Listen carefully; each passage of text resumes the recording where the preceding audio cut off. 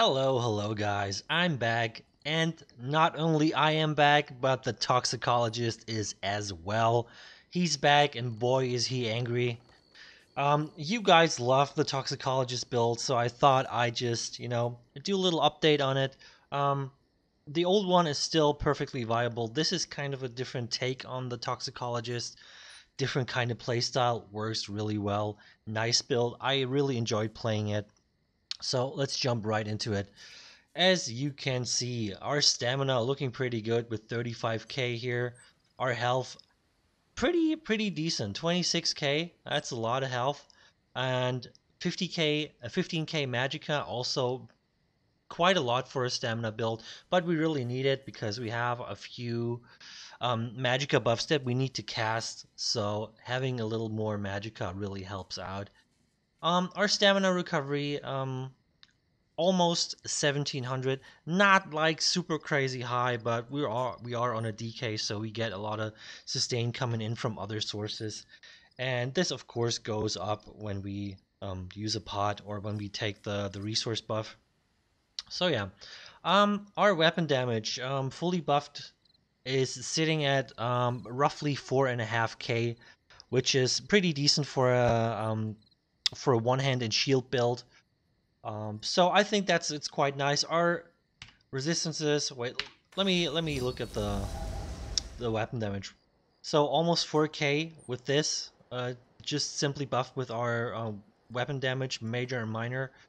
And when we attack someone with our bow on the back bar, we of course have the infused weapon damage enchant. So this goes up to 4.5k. Let me check the resists real quick. So if we take a look at the resists on this build, 23k and 20, that's not bad. 23k spell resistance, almost 24k, 20k physical. This goes up by another 6k because we are running Bloodspawn, so we will be sitting at roughly like 30k spell and 26k physical. So not bad, not bad for a medium armor build. This is pretty good. And of course our critical resistance sitting at almost 2600.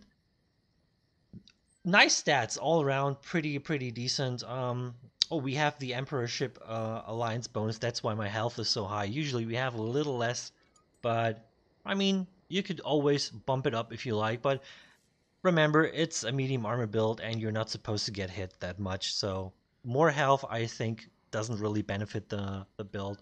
We are of course running the Serpent for extra sustain, Dubious for extra sustain, and we are a vampire, and I recommend being vampire for the extra sustain you get, the extra tankiness you get at low health, and of course mist form, really important part. Let's move on to the sets. Our first set is Viper. Yes, it's Viper Sting. I've never used Viper before. This is the first build that I've ever used Viper on. So yeah, I had to farm it a couple hours. It was kind of painful, but I got it eventually, and I really enjoyed using it.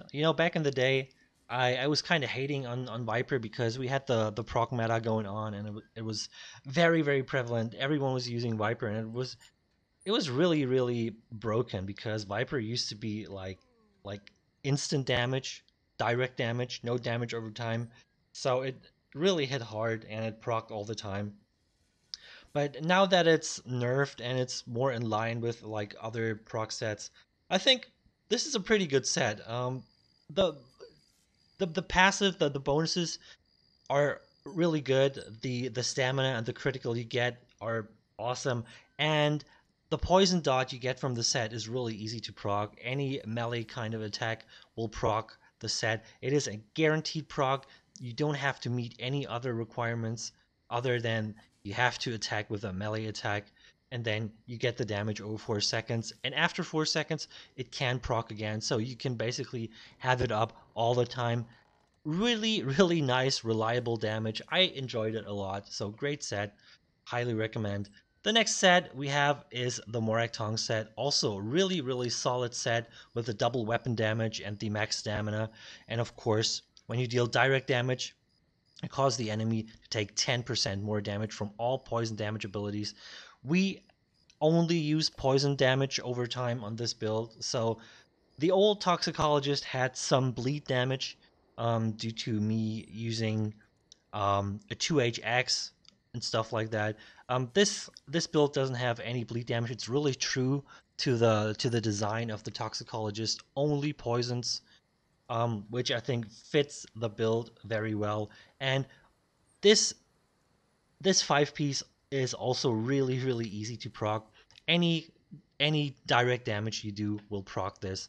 So basically everything you do on your front bar will basically proc this and give you the 10% extra. So I like this a lot. You can keep it up at all times basically, and yeah, just plays into the reliable damage that I'm really looking for on a build like that. Um, awesome set, really good. Our monster set is Bloodspawn.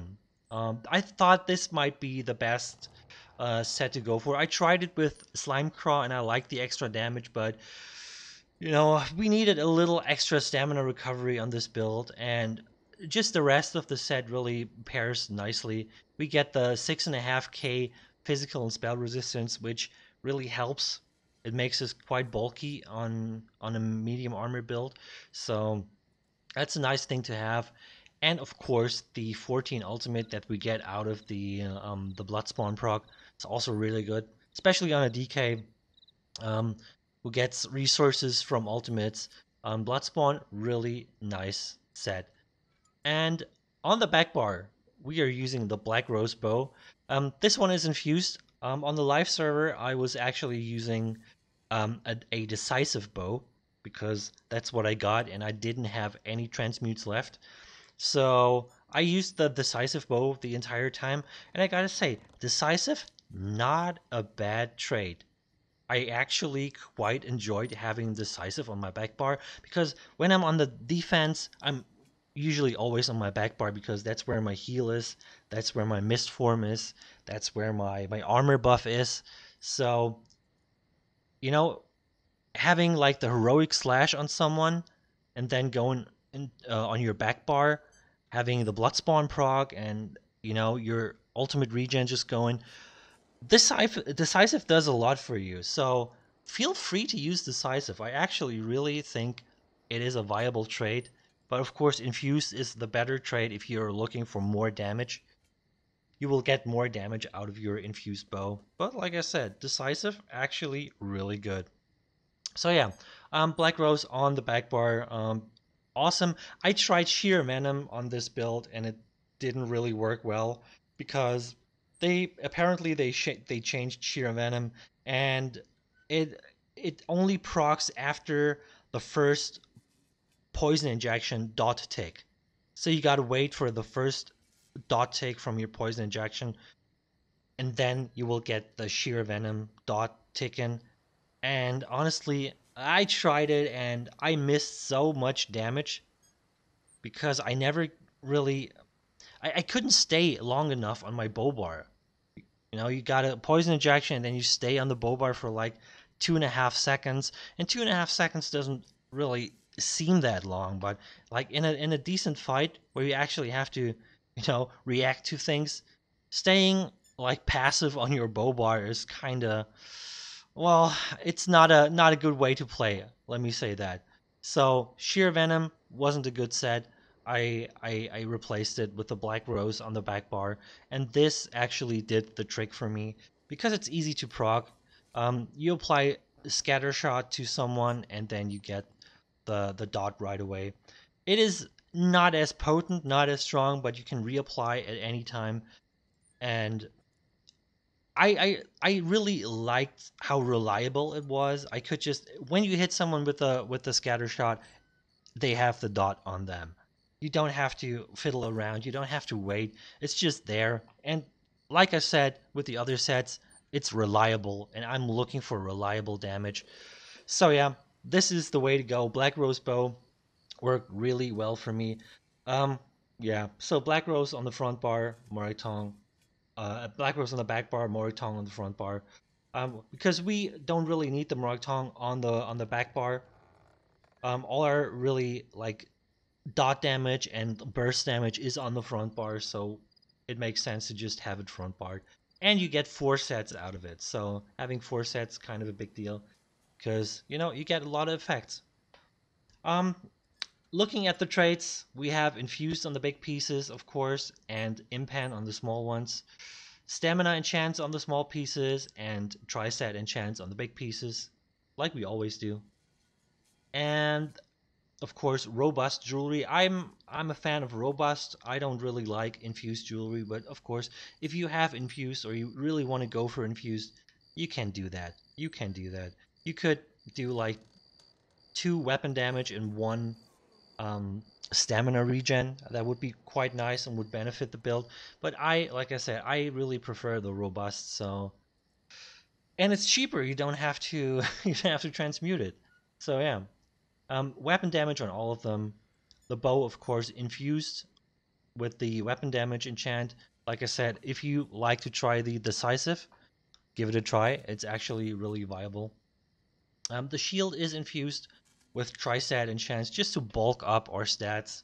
Uh, Having nice, well-rounded stats really helps.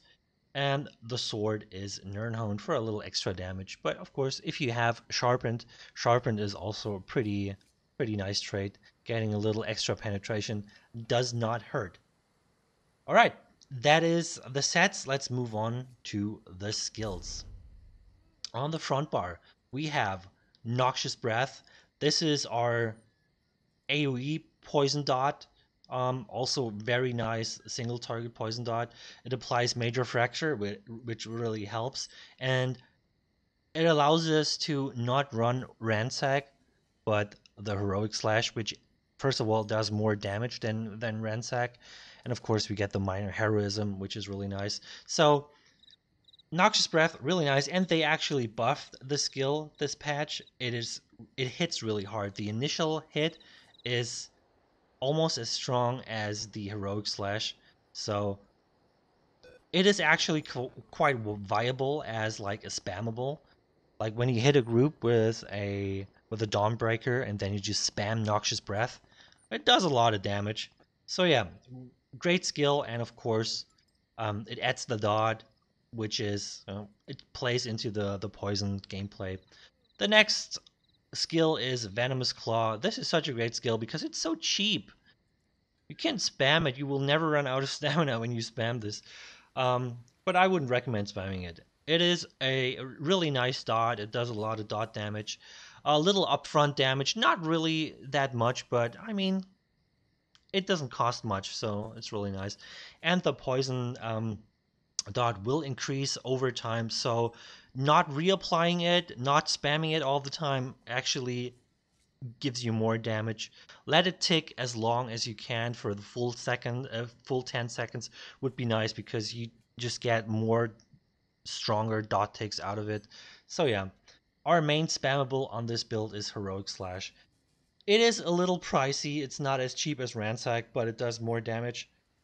And of course, it reduces the movement speed. It gives your enemy the minor maim, which is quite nice. Helps you, survive because they do less damage to you. And it gives you the minor heroism, which is pretty nice for the ultimate gen, especially on the DK. So this skill actually does a lot. It does a lot. As you can see, the burst damage, the snare, the maim, and the heroism. Wow, what a skill. So I think it's justified that it costs a little more. It does way more than Ransack does. Good skill. The next skill is Invasion. This is, of course, our gap closer. And it does a decent amount of damage. It has a long stun attached to it. So I like it. I like it a lot. We have 2 different stuns on this build, and I like Invasion a lot because it keeps people down. If people don't have stamina, they will be on the ground for forever. It will feel like forever. And with the new patch, of course, gap closers don't have a minimum range anymore, so you can basically spam this point blank if you really want. I wouldn't recommend spamming it, but it's quite fun, so try it out. The next skill we have is Igneous Weapons. Of course, this is our main source of major brutality, which we need. And we also get the minor brutality when we use this, because DKs are just OP as fuck. And I mean, 42 seconds of your major brutality buff, it is so amazing. This is like one of the longest buffs in the game. Pretty expensive, 4K Magicka. So yeah, that's why we have a big Magicka pool, just so we can cast all our buffs and don't have to worry about it.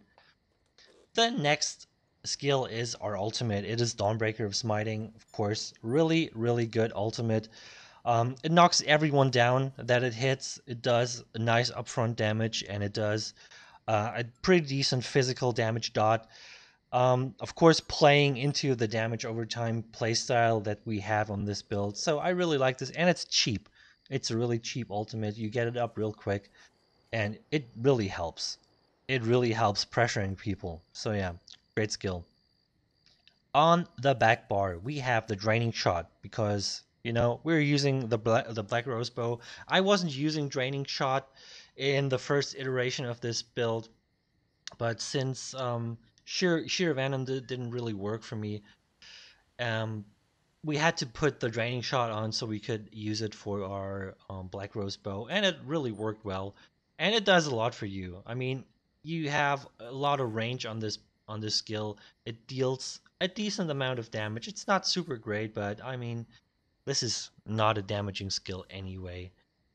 It adds a nice little stun, which is pretty good. You can really utilize this well to throw your opponent off when they attack you.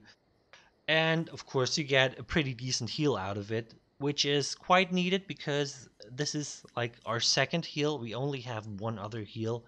So this build is a little on the low side when it comes to healing. So you got to be a little careful. But Draining Shot actually provides us with a decent amount of healing. The next skill is Volatile Armor. This is, of course, our armor buff, and it adds a little magic damage dot to our opponents. We can use this to pull Nightblades out of Cloak, or just to add one more dot to our opponents. This won't do a whole lot of damage, but it is a dot that's ticking on them, and when they block and they have all these dots on them, they will lose a lot of stamina doing so. So it's nice to have just the extra little dot on them. Doesn't hurt, but mainly it is our armor buff. The next skill is Poison Ejection. This, of course, is the bread and butter like poison skill for the bow. Um, it hits decently hard, and it starts ticking really hard when your opponents get to low health. So having the strong poison dot really helps. A lot of people actually die from poison injection dots. When you put all the dots in them, poison injection will be the hardest hitting dot, and it will finish people off when they don't have the healing power to deal with all the incoming damage. So yeah, a lot of my opponents, they try to run away, and they will just die running away because you gotta heal. You can't let the dots tick on you. They will kill you. Guys, seriously, heal yourself. The next skill is, of course, Elusive Mist. Like I said, Vampire on this build, highly recommended. We use this for, our major expedition, but we, of course, also have the bow dodge roll, which we can use for major expedition. But I find this is a little, if you have the magic and you don't need it for anything else, this is the a little more, effective version because you don't have to spend stamina dodge rolling all the time. So you can spend the stamina just running. So I like this a lot. But of course, the main purpose of this skill is to be tanky. The 75% damage reduction is really good. It saves lives. So if you have a lot of pressure on you, you go in mist form. It gives you 4 seconds of, a little breathing room. You can just assess the situation, look around, see what your next move could be. And you can also throw people off by just going in mist form and just canceling it prematurely because people don't really expect that. And then you just can't hit them with a um with a draining shot or your ultimate or something like that. So yeah, just faking a mist form is also pretty decent. And the next skill is our main heal on this build. It's Resolving Vigor, of course. Pretty decent heal, but of course, if you have a lot of pressure on you, you kind of really want to use this in combination with the Draining Shot heal. So I would really recommend pop the Vigor, then Draining Shot your target and dodge, so you avoid incoming damage and you get the nice big Vigor ticks plus the nice big burst heal from the Draining Shot. So, like I said, a little low healing on this build, but if you do it right, you'll be okay. And our ultimate is Ballista. I think this is such a strong skill. It is a little on the expensive side, not too terribly expensive. 175 is still pretty okay, but it hits super hard, especially on a build like this. When you put all the dots on your target and then you put the ballista on them and then you just draining shot them or use invasion to stun them, it's pretty much over. Like almost no one can recover from that amount of damage. So yeah, I really like the ballista for just a cheeky plays. Put it on someone and then stun them, and they will most likely go down to the dots. Great, great skill. Really trolly. I almost feel sorry for the people that I killed with this combo, but I mean, it is what it is, right? So that's the skills. Let's move on to the champion points. In the red tree, we have our standard setup: 51 Ironclad, 77 in Resistant, 43 in Hardy and Elemental Defender, and 56 in Quick Recovery. In the green tree, we have 37 Warlord, 19 Sprinter, 56 Mooncalf, 22 Arcanist, and 43 Tenacity.